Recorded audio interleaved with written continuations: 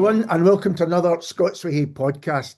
And today I'm joined once again by writer Grant McPhee to talk about his new book, Caledonia Screaming, Year Zero, Volume 1, Scottish Punk, 1976 to 1977. And for those watching video, I've got you can see the size of this mighty tome.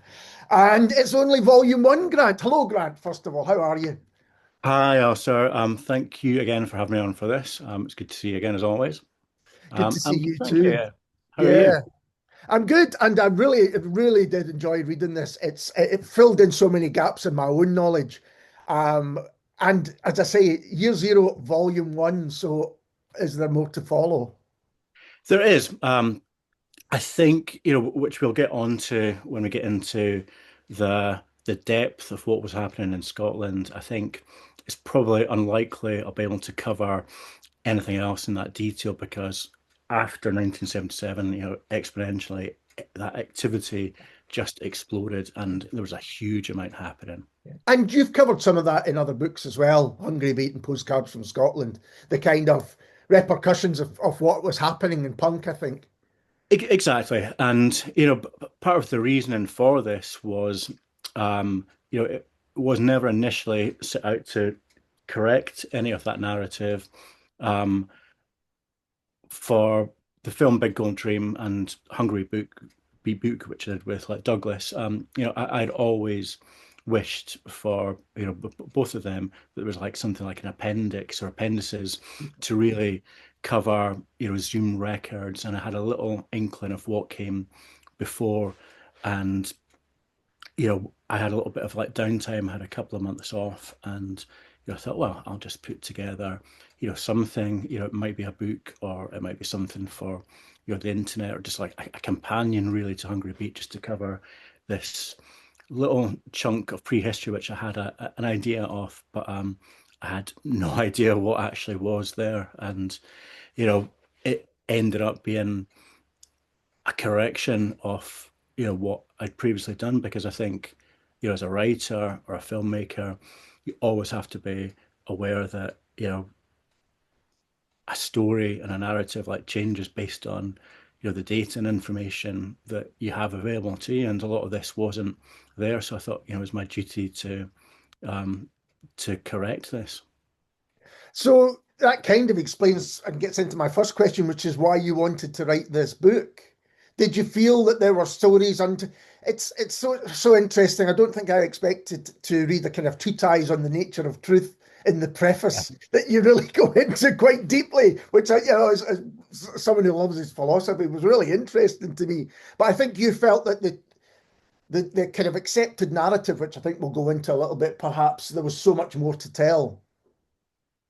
Yeah, absolutely. You sort of recontextualize these things after you've done it. It's like that sort of Tony Wilson practice thing. It's you do something, then later on you can sort of work out why you did it.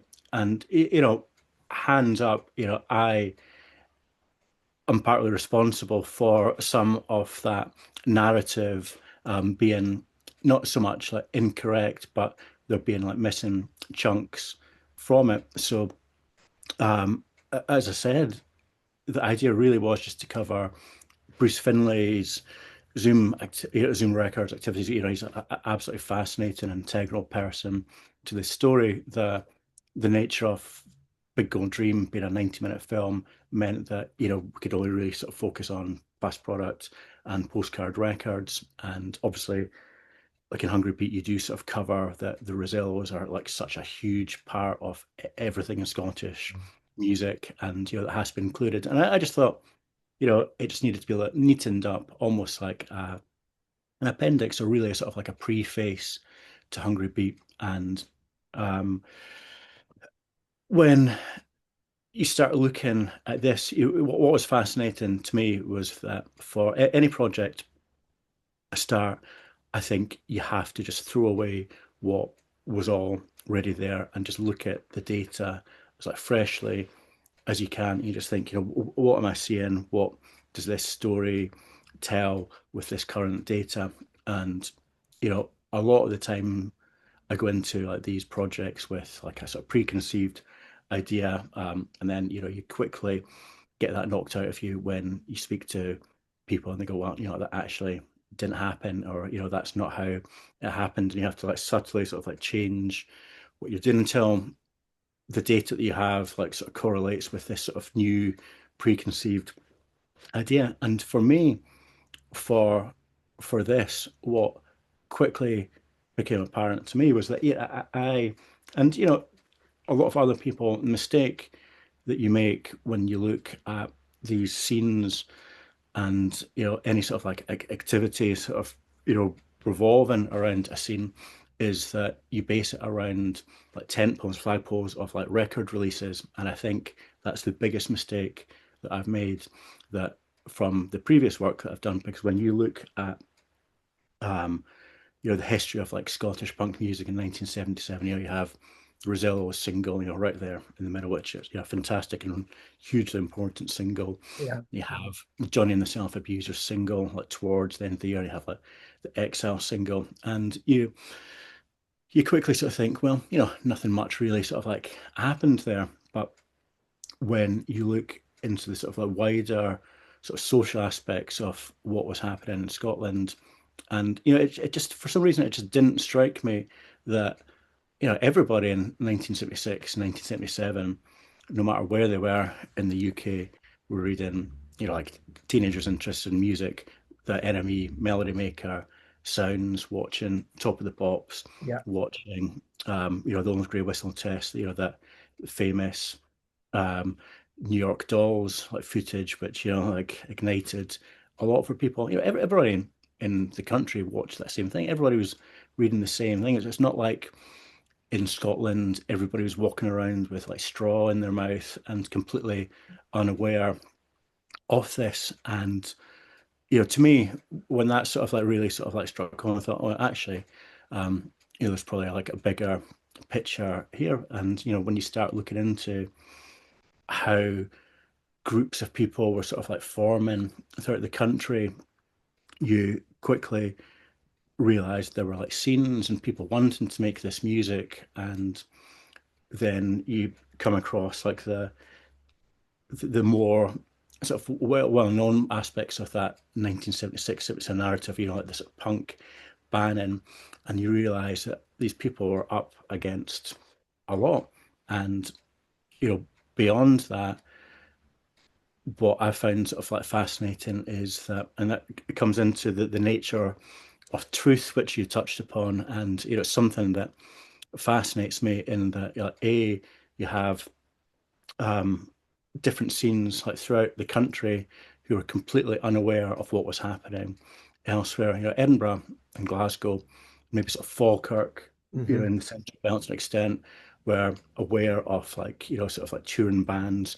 But there have like people in the borders. The borders is a fascinating place. Yeah. Tons of little market towns, but they all had like these scenes and their own fanzines, which were completely unknown to anyone else, in Hawick, and especially in like Annan and sort of Dumfriesshire, and you have all these amazing scenes, and like leading into like Carlisle, which is obviously not in Scotland, but Hmm. my father-in-law was who worked in Dumfries, and he was like responsible for a lot of the bus network, transport network. And it's like you obviously, if you're in Dumfries, it's only 20 minutes to um Carlisle, and that's just across the border. So all these scenes, once you start getting into like strict geography, you miss out things. And you know on top of all these like micro scenes where people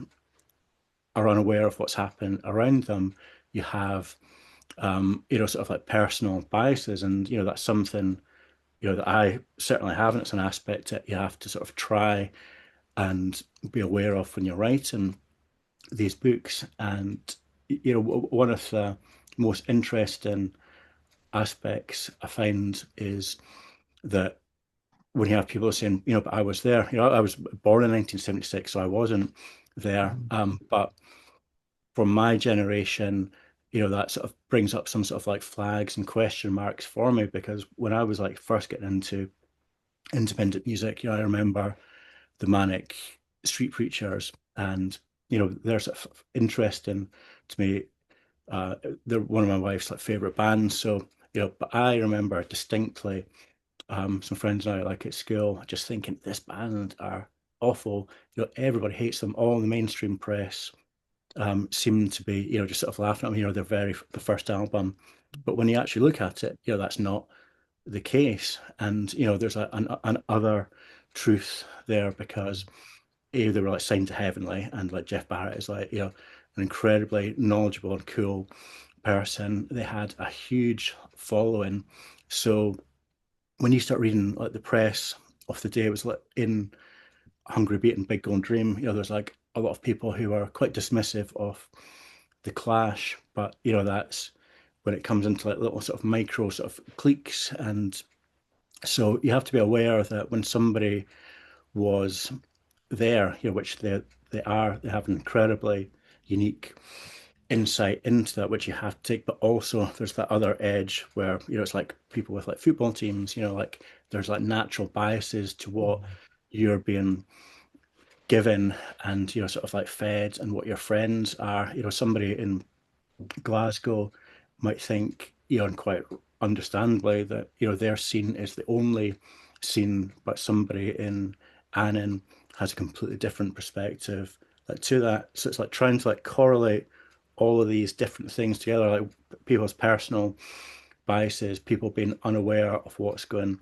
around them, and also the the mainstream press and the musical press, like their sort of biases, and unfortunately the London-based music press was incredibly biased against anything happening in Scotland, and it's so unfair. And part of that was my duty to correct that. There was like, the Backstabbers, James King, they should have been there.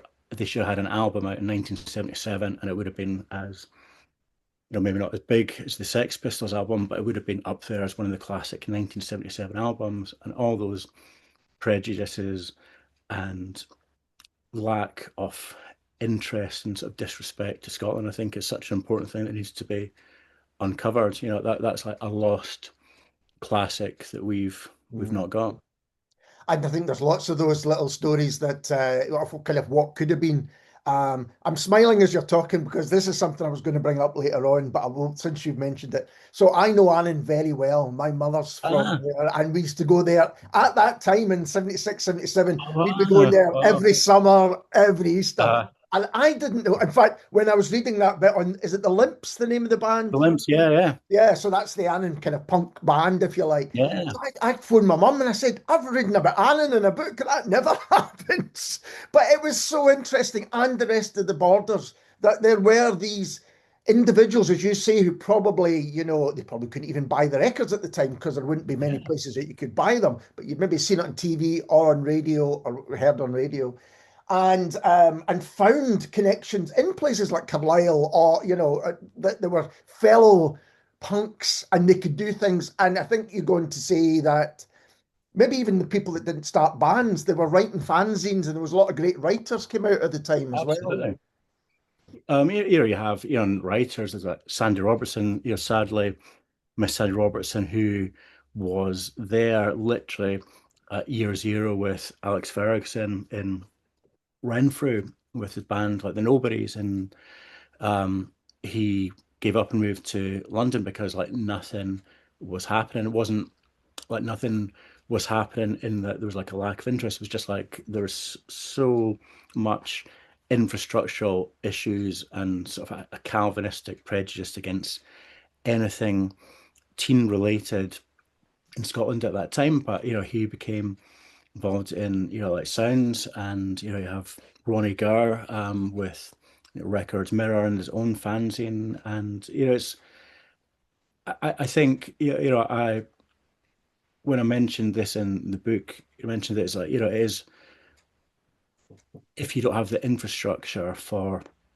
you know being able to like buy music, musical equipment, or Mm. a place to play, far less like records. You can have a pen and paper, and that is you expressing yourself in that DIY explosion. And you know, the infrastructure for that was so important. Ronnie Garr mentions that, that was at the moment, and also Craig Campbell from the Trash 77 fanzine, that was like access to photocopiers that made things available, and the technology infrastructure for all of these DIY approaches is, fundamental. I think that's why Scotland had such a huge fanzine scene and such an early explosion of like writers in the mainstream press, because technology had allowed cheap access to photocopiers and for people to do that, whereas the music industry, as in performing music and certainly recording music, that wasn't yet available. So that was like, a hindrance. But the first big punk output from Scotland was like the writers, and they're sort of like fundamental to this, because laterally, not so much in the very early days of 97, 77, 78, like punk, but more the more celebrated like post-punk period. These Mm. people like were fundamental to the success of Scottish music. I just want to pick up one sentence. You were talking about truth a moment ago, and you explained exactly what you were trying to get at. But there's one sentence that jumped out at me in the preface. I believe that opinion is the prevention of truth. And that's kind of what you're saying, that, Yeah. well, this is my opinion on what was happening, and actually what you've done. I mean, I'm interested in the structure. We've spoken before about, it's largely interview based, and there's other Uh-huh. research as well. And I mean, I introduced you as a writer, but I should have said filmmaker as well, because when I first kind of came across your work, it was through your films, and you were interviewing for those as well. And do you think you've refined your kind of technique across the films and the books to kind of, I don't know if it's improve, but just, yeah, refine it over time? Yeah, and in lots of ways, because um, years and years ago, long before I got involved in like film and TV, or as I was trying to get involved in film and TV, I should say, I had a temp job working for a market research company, and it seems so unrelated to what I do now, but it was fundamental to what I do. Is I had to speak to like or convince CEOs of like large companies to spend an hour of their time answering like the most boring sort of questions about whatever government organization wanted to find out a little bit of like data for market research purposes. So I'd learned a lot about sort of like open questions there, so an understanding of the importance of interviews and getting um, appropriate responses for what was required. Um, so that didn't come sort of naturally to me, but when I started like doing interviews for the films and like latterly the books, I think there was like a bit of projection like from me, in that because I couldn't make my own music, this was like a way for me to get involved, and like because I was so obsessed with music, and still am. My idea of like music is like being in a band is the greatest thing that you could Mm. do. And so I jumped in with 2 feet with that attitude, and you sort of quickly, or less quickly for me, but you do come to appreciate that not everybody in a band had that same experience. And I think as you grow as a person, you get more experience of the world, and you start speaking to different people, and you quickly become attuned to the sort of the complexities of being in a band, and the reasons for being in a band are very different from other people, and for for different people. And because of that, some people haven't really spoken about their experience of being in a band for since they were in the band. That could be like 40, nearly sort of 50 years Yeah. later, and it can have had a profoundly positive effect on them, in that they might not be involved in music, but that little bit of experience from 1976, 77, 78, that is sort of inverted commas, and punk happened, dot, dot, dot, Yeah.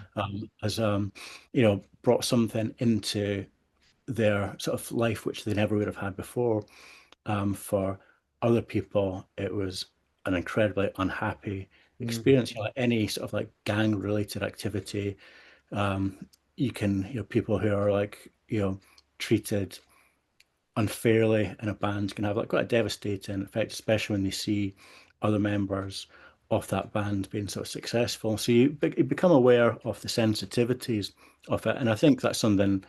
I've never really been a person who can say, "Oh, I can do," sort of like that well. But I think understanding the sort of personal aspects of this has sort of like allowed me to be a better interviewer. Mhm. You know, the approach to these projects, it should have been actually clearer in some of the books that not all interviews are conducted in the same way, and you get very different results from that.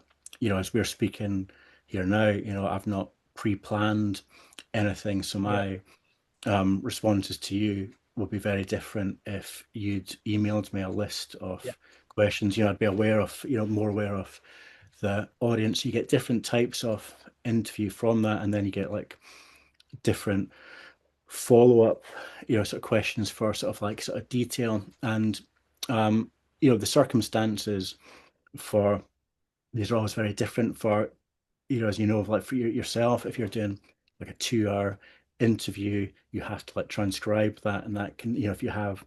200 interviews, that can be like very sort of big, and Absolutely. sometimes, yeah, it's easier having, answers like emailed like to you, but you also get some people don't want to be interviewed. Some people, will just give you little sort of snippets, and you have to like dig out. So everybody is different, but you do have very different um, types of interview, so the audience will react very sort of differently to that. So um, I think I've gone off like tangent from your original sort of question, but I think I have improved, and I think I'm just interested in these people, and I want to tell their story. And what I'm not ever interested in is, I think the most boring aspects of any, book or interview is just like when it's all about people sort of like fighting, like sort of Yeah. Fleetwood Mac stories. That's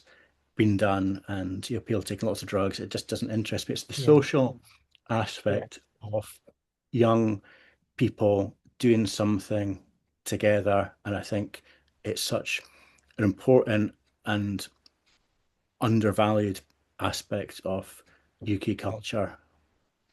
And I think that absolutely comes through because you're not looking for anything sensational. Now, at the time, due to the tabloids, there were sensational headlines, Yeah, correct me, yeah, perhaps, as it does with a lot of kind of youth culture.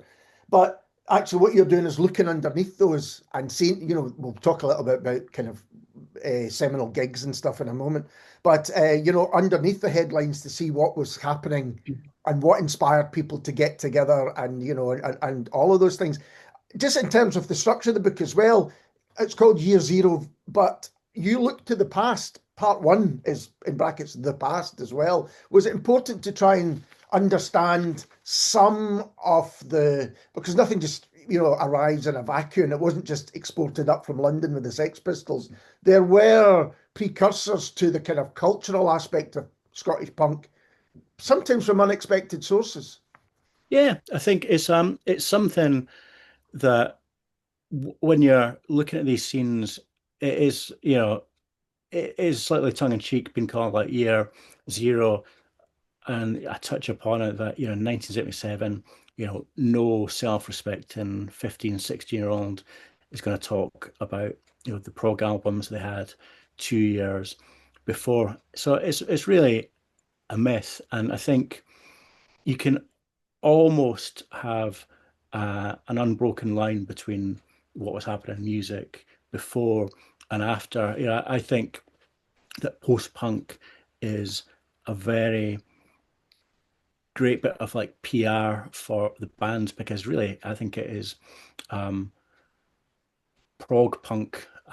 There's like a lot of what was happening before was it's just like an extension of that. But the fundamental and really important aspect to that is that there was a difference between scenes evolving naturally, because the punk era, 1976 and 1977, allowed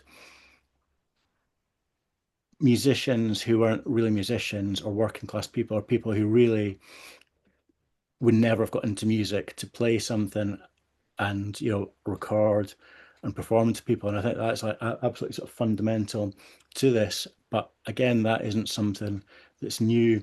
And when you look at these scenes, when you look back, you have to look for antecedents like to this. And when you look in like London, it's obviously like tons of these things. It's just something, a part of youth culture that repeats and repeats Yeah. and repeats, from sort of Ted's into um, you know I think skiffle is like possibly like, the sort of like mid to late 50s, like equivalent of what this was, simple music performed by people who'd never performed music before, and it like evolves very sort of like rapidly into something different. And every 4 or 5 years something like that has happened. And when you look at Liverpool, that had existed well into like the 50s, Mhm. and obviously London and Manchester and Scotland, 1950s and 1960s, and even like early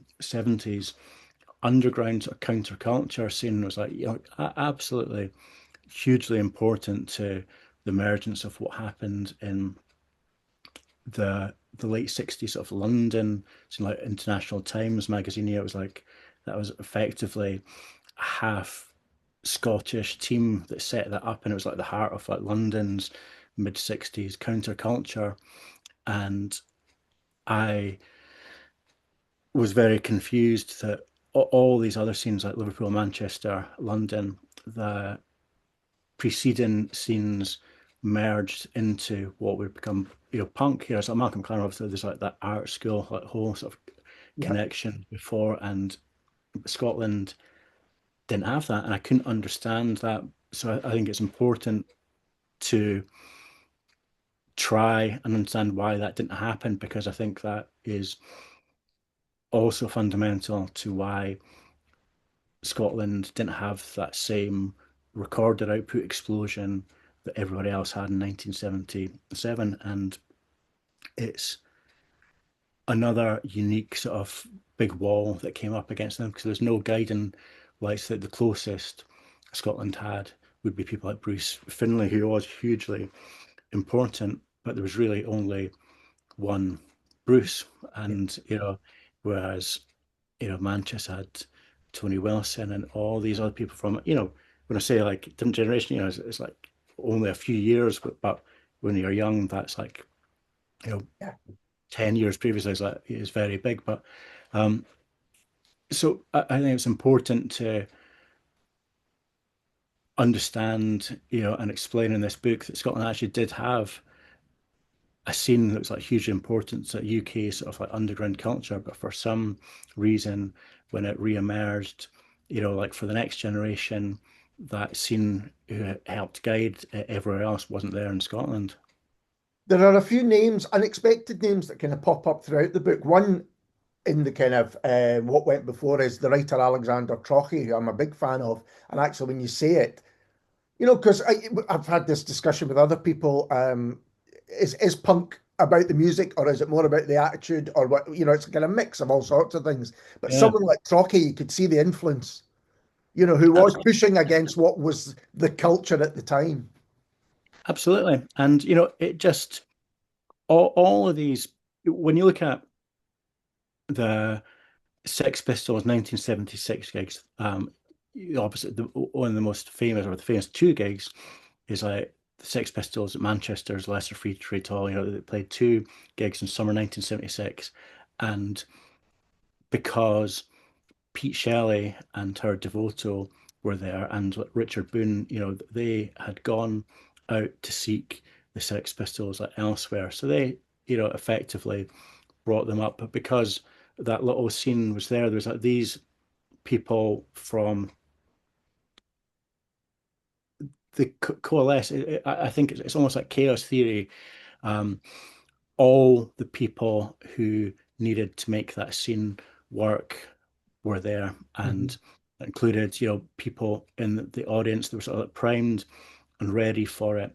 And it was, from what Manchester economically have like gained like from that, and what Manchester now have like recognized and acknowledged. When you go to Manchester, like Tony Wells, there's I went to the Louder Than Words festival with the book at the end of last year, and it was held in place in Tony Wilson Square. Right. They built this place. Yeah, it's amazing. And when the Sex Pistols played like a few months later in Liverpool and Eric's, like hugely influential club. You had Pete Fullwell, Rodrigo, and Ken Testy there, like from Eric's, people from that previous generation and art school related. You had in the audience Bill Drummond. You had across the road the Liverpool School of Language, Music, Dream, and Pun. All these important parts of like Liverpool's county culture, and the only interest from that night was the support band, the Yachts. Liverpool rejected them at that time, and it wasn't until the clash came a few months later that that happened. But all of those people were nearly there, and for whatever reason, there was some missing Yeah. part of that equation that wasn't there. And if you were going to write down, what would make these perfect scenes, you have almost every element of that there on that date, and it didn't happen. And then in Dundee in Scotland, Sex Pistols played, and I think it was just like a few weeks before, and again, nothing happened, but they didn't have any of that infrastructure there at all. And it takes these people, and perhaps if like Truckee had like stayed in Scotland, and like all the people involved in International Times, if they'd stayed in Scotland and hadn't moved down Mm. to set it up, they might have been responsible. If there was like uh, every place has to have, it's sort of like hub and meeting, and Liverpool, obviously, Eric's was the place for that, and nowhere in Scotland really had that. That you had some of the right people, you certainly had the talent, and you had the musicians, but for whatever reason, those elements didn't there. And I think you need people like that preceding generation to be there. Because what is, I mean, we've spoken about Annan and other places as well, but there's a fragmentation rather than a place that everyone Yeah. kind of comes to, which is really, really interesting. And I mean, people may know about the Glasgow ban that on punk, and I don't want to overplay that because I think some people have overplayed that, but Yeah. it did happen, and you do touch upon it in the book. Can you just talk a little bit about that situation? Well, the Bannon is like fascinating. It's one of the only, sort of areas of the 1976, 77 in Scotland that's sort of like still investigated. It is mentioned in every sort of like overview of like sort of punk in Glasgow. And the narrative is that um, punk was banned in Glasgow, and everybody went to like Paisley, and that's where it had. And it's really not true. It's a fantastic story, and Yeah. the only and I it's like an amazing story, and it is partly true, and certainly the attitude of it. But what I like to do is have the data there to like back up what story you're trying to tell, and it wasn't there. There's a few things that just didn't make sense to me, and that's why the structure of the book is almost like a day-to-day basis of it. Whereas Postcards from Scotland, Hungry Boot, and Scene Within a Scene, the sort of the sequel to Postcards from Scotland, they're covering slightly wider scenes, Yeah. and what that allows you to do is to play a little bit with the chronology of what was going to happen. And when the huge problem I had with this book when I started doing it is that nothing made sense. It's like all the stories and dates that people were telling me, and when you see the posters, when you actually started putting it into like a day by day chronological timeline, it was like you think that can't happen. But that's like, but you said that was, in October, but this says like, September, and how could that record have been there?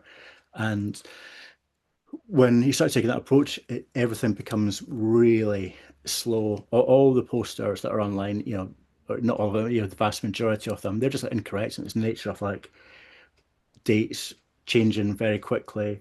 Um, Not so much banning, which I will get back onto, but um, it's important to present this data because that's the other thing, because so little was written about Scotland, especially in the London press, that these stories just didn't really exist, and you have to like try and extract them from people and create this timeline. So when I started, looking further into like punk being banned in Scotland, I came upon a lot of these instances. Like, it's like, but that's like a 6 month like jump. How could that um, happen? So I went into the Glasgow archives, like to just have a look at the meeting minutes, and there's some very interesting things you find, and some very interesting things you don't find there. And there's a whole other story that I've got to be sort of careful Yeah. what I cover because I don't want to end up um, uh, in the River Clyde. There's the only gig that's been truly banned was the Sex Pistols on the Anarchy tour, and the Right. minutes are there for that, and all the other gigs aren't banned. And what other aspects of the story which were confusing me was that I just couldn't understand like how a gig could be sort of like cancelled on the night, or like how a gig could be cancelled in advance. And I was very lucky that I managed to speak to Jan Tomasic, the Apollo manager, and he explained that there's two types of license, because you'd always hear these stories of like, oh no, if it's like they took the license away, or they threatened to take the license away. And for there's like the Theatre Act of 1976, and that was for certain venues that had like a large like capacity, essentially like theatres, and the Apollo was like covered under Mhm. that. And every night before a band could play, or an act could play, there had to be like a health and safety like check, and somebody from the council like had to physically sign that off to say that's like safe to open to the public. And when you're open to that, you can very quickly understand how something could be banned. And Jan was saying that you're very they had like huge problems. It could be like even like at 5, 6 in the evening. It would be until a council would be able to give them the thumbs up for the gig to go ahead. So their backs were always against the wall Mhm. with that. And when you had such furore about the Sex Pistols, and it was a UK-wide furore, although the Belgrundy incident was only shown in London, the repercussions of that were in every single paper. And unfortunately, the day after it, um, people in Glasgow realised that the Sex Pistols were going to be playing there in a few weeks' time. And I think if that hadn't happened, it just would have like completely flown under the radar. Excuse me. So that was banned due to like public like outcry, but Mhm. everything else was more.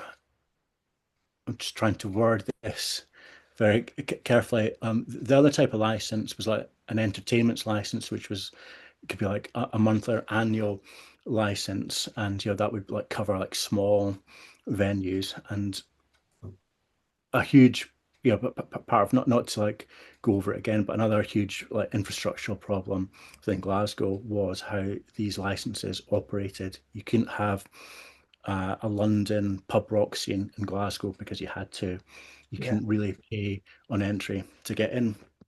But um, the furore and like outcry against punk um, allowed certain people to offer influence over people who were paying for these licenses. So I have to try to be very careful here. So, essentially you can have the threat of a gig being cancelled, but not officially cancelled, because when you actually look into the council records of all these so-called like band gigs in smaller venues, there's nothing there.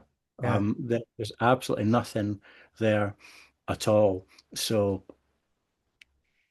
either somebody who was perhaps, you know, not playing everything by the book in the council or other public official organisations might have been exerting an influence over people for their own gains, and as a result, these poor young kids in Glasgow like suffered for yeah, it. And the other famous gig that was like cancelled, which wasn't, was the Stranglers at the City Hall, and that's when you check the records for that, it they decided not to ban the gig because of the outcry that had been in the media for banning the pistols at the Apollo. And ironically, because that did turn into a mini riot, um, they misunderstood the potential reaction that had happened there, and because of that, that's when the public, again, I'll rephrase that, that's when the council again sort of became aware of like the potential of like public perception yeah, for these gigs. And that just happened to like sort of coincide where like Paisley was, and that was outside of like the Glasgow District Council authority. But the reality of that is when you see the touring bands, you have Clouds in Edinburgh, you have the Maniki, if that's how you pronounce it, in Falkirk, and you have Caird Hall in Dundee. All these bands were like touring the place. So although Paisley, the Silver Thread was a hugely important place, it was a hugely important place for Glasgow, but those bands still played in the other areas. When you see like Elvis Costello was like tour, he played all around there, and it was like really for a touring band. It's actually really quite sort of lucrative that you could come yeah, up to Scotland rather than playing one venue. You could play like four places and have little mini like Scottish tours. Like Alternative TV yeah. did it a lot of places where they just have like this little circuit they'd go around and around in. And first of all, when I was thinking about the Stranglers at the City Halls, it seemed like such an odd venue Yeah, to put the Stranglers on in the first place. But that's it, kind of that sums up the book. You get underneath these. I spoke at the beginning about the kind of accepted narrative, and that's a great example of digging deep to find out what the actual get closer to the truth than just saying, oh well, this is what happened, and that's why this happened. And also that's the same with the bands. You've spoken about the Rosillos, who are hugely important, and you mentioned joining the Self Abusers, who would go on to be Simple Minds. But there are other bands that people may not have heard of. I mean, the Jolt are one that kind of appear throughout too. And can you talk a little bit about those who perhaps should be better known? yeah. The Joel are a fascinating band, and I'd briefly spoken with like Ian Sherry, who's sadly no longer with us, when I did Big Gold Dream, and it was just um, a band that part of the problem is, I have to like, blame myself for these. It's like the Big Old Dream, like Hunger Beat, they're not Wikipedia entries. So the approach to them is like telling a certain story, and you only have a certain amount of space to tell that story. And if a band doesn't fit in directly into that, you can have like a brief mention of them, which we did, but that story gets forgotten. And part of the approach of Caledonia Screaming is to tell like a wider story of like punk in Scotland, obviously, but allows you to just to cover everybody. And what I wanted to do is like give everybody like equal space, because it's not so much about music. And the Joel were a band that I was aware of, but not to the extent of like how important. Yeah. First of all, when you hear the music, it's fantastic. It's like it's great. I think they were not best served on their first record, which I think was a problem for them because they were there absolutely at the very beginning in 1976, and they were probably more there's more equivalence with them with like what was happening in London's, pub rock sort of scene, very sort of like amped up R&B, but very, very sort of like adjacent to like what was happening in punk. They played like Sex Pistols, like covers, they were a punk band, and they had the first gig in like Glasgow, long before everybody else. Uh, they were from Wishaw, just outside Glasgow, and that fell without the boundaries of Glasgow District Council. So there was never any issue with, or initially any issue with, um, punk inverted commas banning. So they had like a residency there. So Wishaw, the Crown Hotel in Wishaw, was almost forgotten. I think it's like unfair because it was like as important as the Silver Thread in Paisley because it was a place that people from Glasgow could easily like travel to, and they had weekend punk gigs, and you'd have Johnny and Self Abusers, the Backstabbers, the Jolt all playing there, and the Jolt were the the kings of that scene. They were doing everything before everybody else. They had like a huge following. They were very sort of competent musicians. They were very, very aware of the music scene around them. They were the first band to get picked up by a major London label, and that's like a really important thing. All the other bands, Rosillos included, and joining the Self Abusers, they were either on their own DIY imprint or signed to like London indie labels or the sort of emerging Scottish scene. But the Jolt were signed to a major in London. That's huge. In 1977, they had the same management as the Jam, same producer as the Jam. A very good song. It was just unfortunate for them that the production of it wasn't that great, and the negativity towards like Scotland at that time, the reviews of it were very unfair, and I think they can be reassessed as a really important and really good band from that. When you hear lots of demos and live stuff from that era, it's fantastic, and it's understandable why they had such a big following. I think the Jolt are one of the most significantly important bands. Maybe after the Rosillos, certainly for the West Coast side, the Jolt are fundamental to that scene in the book.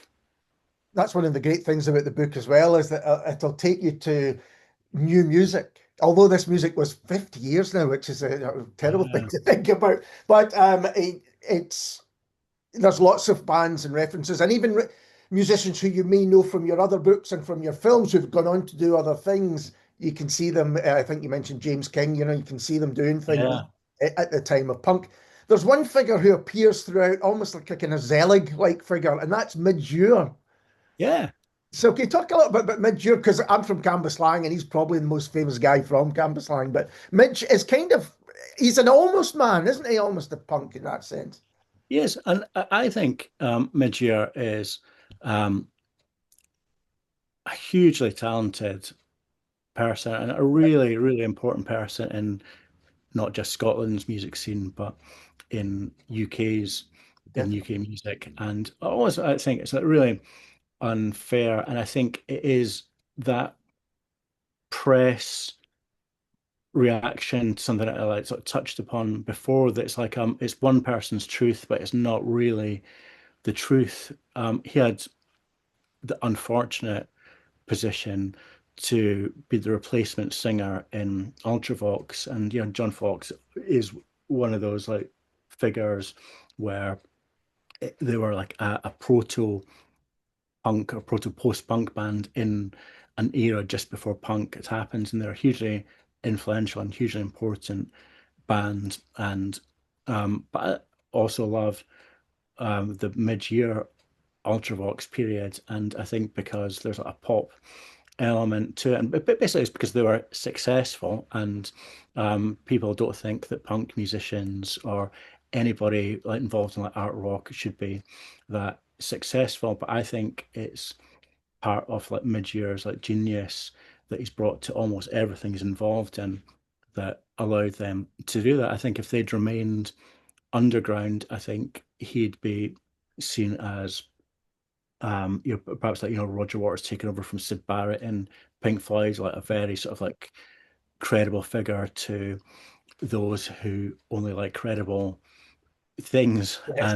And but his place in music is really fascinating, and I think you're absolutely spot on about referring to him as like a Zelig figure because he's there from the very start. When you look at Glasgow's or Scotland's like music scene, it's there's there were some amazing bands, like from 50s, 60s, and 70s, obviously, sensational Alex Harvey band and you know Nazareth and a lot of bands, but mostly they had to go to like London to be successful until the Bay City Rollers became like huge phenomena, and they there's a huge connection with Slick there and the emergence of Scotland's like music scene. So um, we've got to be very careful when we talk about like Tam sort of Payton, their manager, because he was like an awful person at the time. People, the public, weren't really aware of that. Basic Roars, when you look at the amount of like records sold, you can go onto Wikipedia and see like bands like Bowie, um, or artists like Bowie and like Pink Floyd, selling like 100, 200 like million records. But Basic Rollers sold like 100 million records Yeah. in a tiny, tiny frame. And they were absolutely huge, and it's almost forgotten. And the reason there's two folds like to their success. One was like um, Tam Payton's way of like presenting them to the world, but also the way he presented himself to the world. And when you look at intestines to him, the the mogul maverick Mm. manager, you have Andrew Goldham and Brian Epstein, and incredibly sort of like dapper, refined people, and maybe with Andrew Oldham, he has like a little bit of this sort of punky sort of spirit like to him. But when you see Tam Payton, he was like dressed in jeans, like a big guy with like unkempt hair, and all the video footage of them at the time he was coming out of like a potato like shed in East Lothian, and for anyone watching that, it's just like what is going on here? That's like really, really bizarre. And he despised the London music industry. And I think for anyone watching that level of success from somebody who clearly didn't seem to give a fuck about how he was presented, i.e. Malcolm McLaren saying Mm. that, that is probably quite intoxicating. And they became hugely successful from him, uh, a fan club that he had, and like, basically writing DIY um, fanzines and to get their fan club, and that got their um, single back in. They had like a hit single very early and nothing for a while, and that last chance got them into the charts. But the songwriters for that were um, Coulter and Bill Martin, and they are hugely important to the story because they were involved with the Apollo in Glasgow, and in the Apollo in Glasgow, their management team had signed up a band called like Slick, and which was um, Mid-Year was not the original singer, but they were a covers band, which almost every band of the day were, but they were hugely professional musicians. They were incredibly tight and probably the best musicians in that whole scene, including like a very, very, very young Midge Ure who was like their singer and guitarist. And when the Bay City Rollers like split with the Coulter Martin writing team, they were looking for a replacement, and the replacement was Slick. And so essentially, like Slick were run by the Apollo, had the same songwriters as the Bay City Rollers, and had a number one single, which probably would have been a Bay City Rollers song Yeah. if they hadn't gone off with other songwriters. And for mid-year, and the band's what's most of the band, they're slightly embarrassed. In when I was talking to you earlier on about jumping in with like 2 feet. I remember thinking, wow, it'd be like great to like speak to like Midge about like Slick, but nobody ever asks him about that. And I listened to an interview that he did. And he said, "Oh, I fucking hate it when people ask me about like Slick." Um, I was like, "Oh, I won't ask him about that." And but that brought them to public mainstream. In 1975, 76, you had Basic Rollers in America. You had like Pilot, another part of that same equation, and like Slick. But then um, sort of chaos kicked in with like Slick, and there was a bit of like a reaction against this boy band image that they were being presented with. And when Bajur joins, our other story on this is when they decided to reinvent themselves as PVC2, and they had uh, a DIY punk single, which was like a Slick song, sort of reinvented on Bruce Finley's Zoom Mm. Records. And yeah, it's fantastic. It's like the reviews, the few reviews it got in the mainstream press were, you know, appalling and completely unfair, because this was like I think really credible like punk played by excellent Yeah. musicians, but because they had that boy band image, the trick obviously didn't work because every reviewer seemed to know who they were. Yeah. And I think it's like really unfair, and because of that, Midge you know left. Slick became the Zones, another really, really good Scottish sort of like punk adjacent band, but from that earlier generation, getting involved in punk. And Midge, um, amazingly, and this is something that actually I can't believe I didn't cover, because um, it is it is like true. It's like it's one of those stories that I thought would be, another sort of like myth that Midge was asked to be the initial singer from the Sex Pistols, but he was.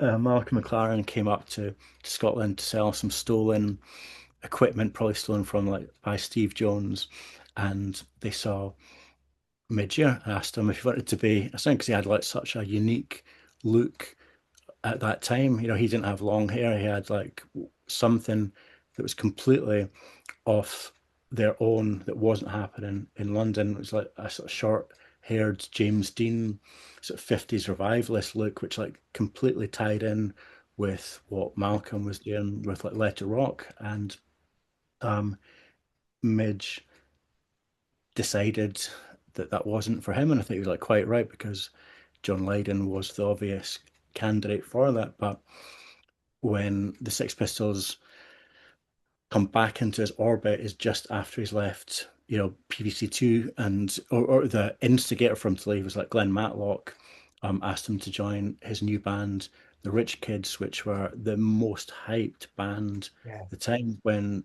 you look at the Sex Pistols story, and they are just like seep into every sort of pore of this story, because whatever happened with the Sex Pistols seemed to change what was happening in Scotland. But they released Nevermind the Bollocks, but they hadn't really written or recorded any singles, or so any further songs, like, other than um, Holidays in the Sun. Mhm. And the music press were, obviously like aware of that, and the hyping of the new band from Glenn Matlock, seen as the person that wrote the songs in the Sex Pistols with like Mid-Year was, a huge thing which like chimed at the very end of the story. I think the Rich Kids are an excellent band. A lot of their songs are PVC2 songs. It's like slick songs being played by Glenn Matlock and Mid-Year, which is it's fascinating. The production I don't think is great, and I think the overhyping of them just didn't work. They're a fantastic band. Yeah. It's such an Like, interesting character. I completely agree with you. Pops up in Thin Lizzy, and it just yeah, it's so interesting. And at the very end of the book, there's a sentence that says, "Punk didn't need Scotland, but Scotland needed punk." And I think what we've spoken about actually over the last hour is probably it says exactly that. But maybe dig a bit deeper into that. What was the why did you write that? it's something that became apparent to me when I did the Big Old Dream film and co-wrote, Hungry Beat with Douglas. Um, part of that is, it's like a limited amount of time to tell a story, but it does give the impression that Fast Product came out of nowhere and like Simple Minds came out of nowhere. When you look at post-punk, but post-punk in Scotland is like a highly regarded like output like from Yeah, Scotland, and obviously like the subsequent like indie and inverted commas. And but it's very easy to think that Rosillos released a single, they were involved with like Bob Last, that right, I'm gonna form a record label, and it all just came out. And yeah, in January 1978, that's really the sort of like birth of mainstream sort of post-punk. You have like Simple Minds looking like they're completely fully formed yeah, at this gig above the Apollo, but it didn't start there. It wasn't a year. That wasn't a year zero moment for Scotland that just somebody came up with these ideas. It was like a whole 18 months of these kids creating a scene, creating like an infrastructure that just didn't exist. So while we've got like some great music from that period, um, that entire Scottish music industry, which we think of, was like formed by those kids. And it's not just said, oh, they were there. It's like when you actually look at the sort of fundamental infrastructure like created with that when Johnny and the Self Abusers like split. It was that's a very confusing sub story, but members like Alan McNeil went on to form one of the largest like recording studios mm, in Scotland, which like every band, so, rehearsal studios, um, and the name annoyingly is like slipped my mind, but it'll come to me.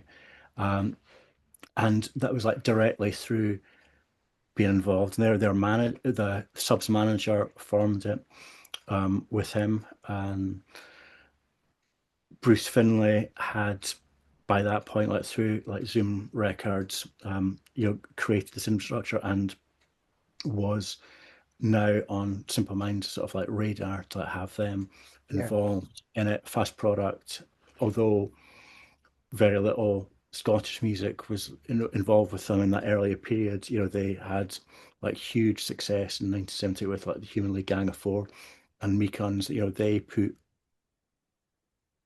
a label that came from like Scotland on the map. Excuse me, a year after that, Bob Last and Fast Product were on the front cover of the NME.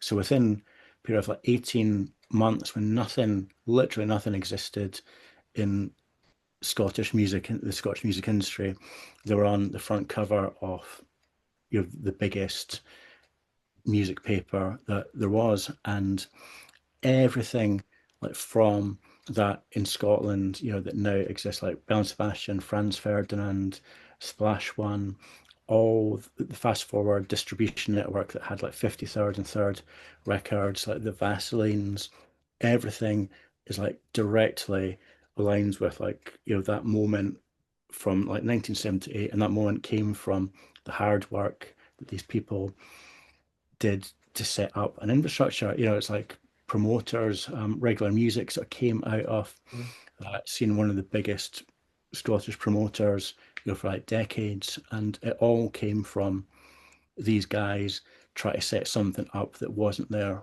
before, and that was like with no help from government, any sort of like grants. It was just like people. It was like a DIY, a pure DIY sort of fuck you that we have to do this. And I think because of the nature of how that evolved, it was a literal do it yourself because nobody was doing it there. And I think that's why Scotland has such a high amount of indie DIY bands, because it's something that's almost like subconsciously been Mm. absorbed into like the DNA of like, it's like, well, we had to literally build all this ourselves. And it's like little indie kids doing it, and it's like a huge lucrative like industry now. And I think everybody involved in music now, Scotland needs to like thank these people because they created that.